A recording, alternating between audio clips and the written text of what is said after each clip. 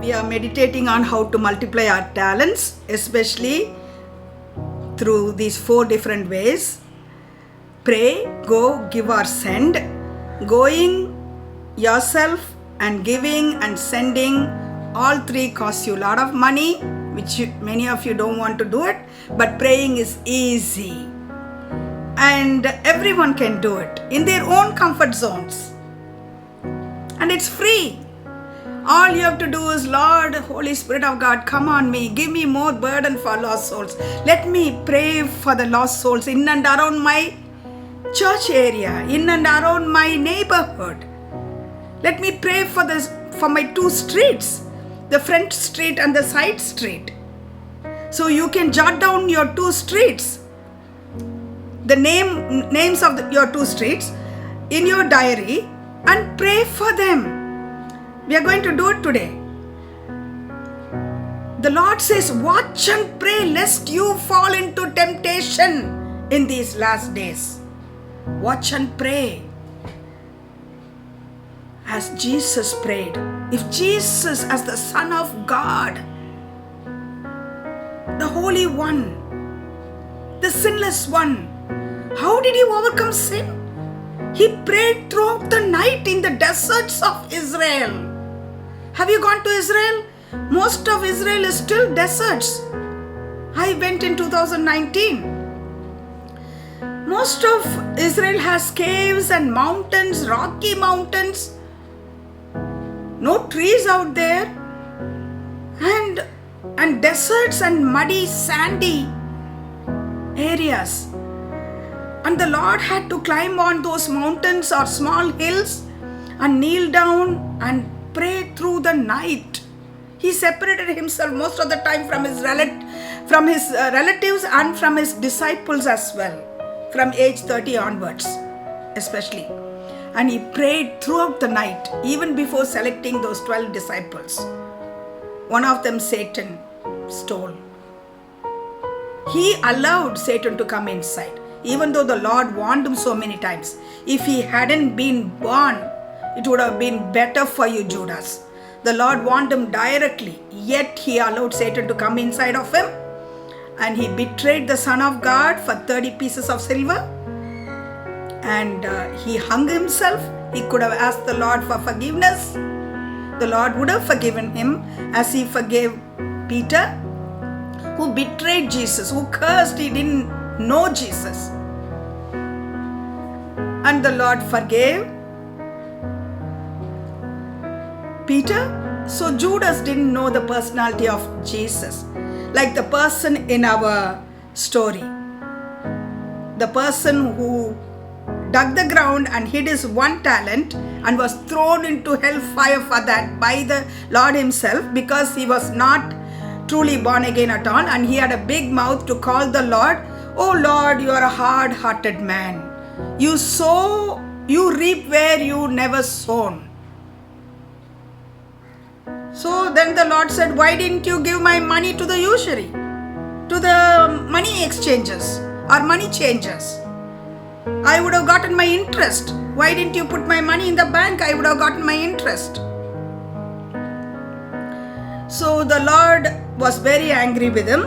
In the same way, Judas never knew that he could ask the Lord's forgiveness. He forgave the Roman soldiers who killed him and crucified him. "Father, forgive them. They know not what they do." The Gentiles. The Lord forgave the thief on the cross, the one thief who asked for forgiveness. So Judas, being with Jesus for 3.5 years, he went and hung himself and fell down, and his bowels came out. That was the destiny he chose for himself. Very unfortunate. He allowed himself to be used by Satan in the end. All along, Satan might have spoken to him little by little, but the conviction of the Holy Spirit of God would have been there. But he rejected all the convictions, and at one point, he went too far away from the Lord. He didn't understand why the Lord had come. He joined with Barabbas and thought Jesus is the king. He will reveal himself as the king, and he will overthrow Romans, and he will deliver Israel. Their way. That was their way. My way or highway. Many of us are like that. So he joined with Barabbas and thought, and they were preparing all the swords and to kill the Romans, to fight against the Romans, and Jesus will lead the way. But Jesus came to die as a lamb when he came 2000 years ago, the first time. This time he will come as the Lion of Judah. This time he will come as the lion. Every human being's eyes will behold him when he comes with 10,000s of his saints. Even Enoch prophesies it, the seventh generation from Adam. Enoch prophesied, I see the Lord coming to the earth with 10,000 of his saints.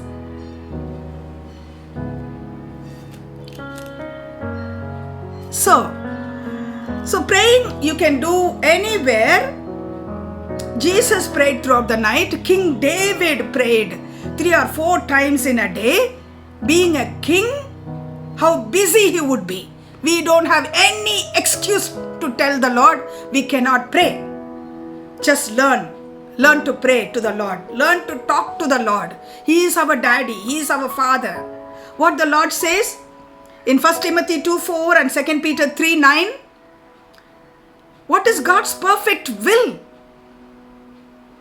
Find out and do it.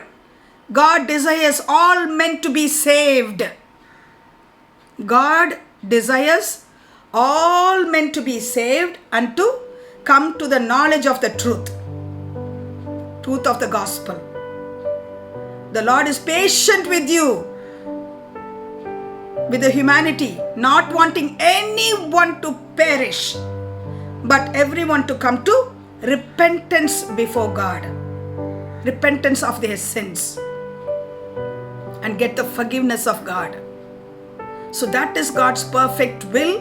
Knowing his will today, that God desires all men to be saved. 140 crores of people in India to be saved. Not even one soul. God wants to throw that person to hellfire along with Lucifer and his fallen angels. So God desires all men to be saved. Put it in your brains. The Lord told me, stand in the gap. Otherwise, I will make you accountable to all the lost souls. Stand in the gap. Exactly at 3 in the morning, the Lord used to wake me up as a young child I was.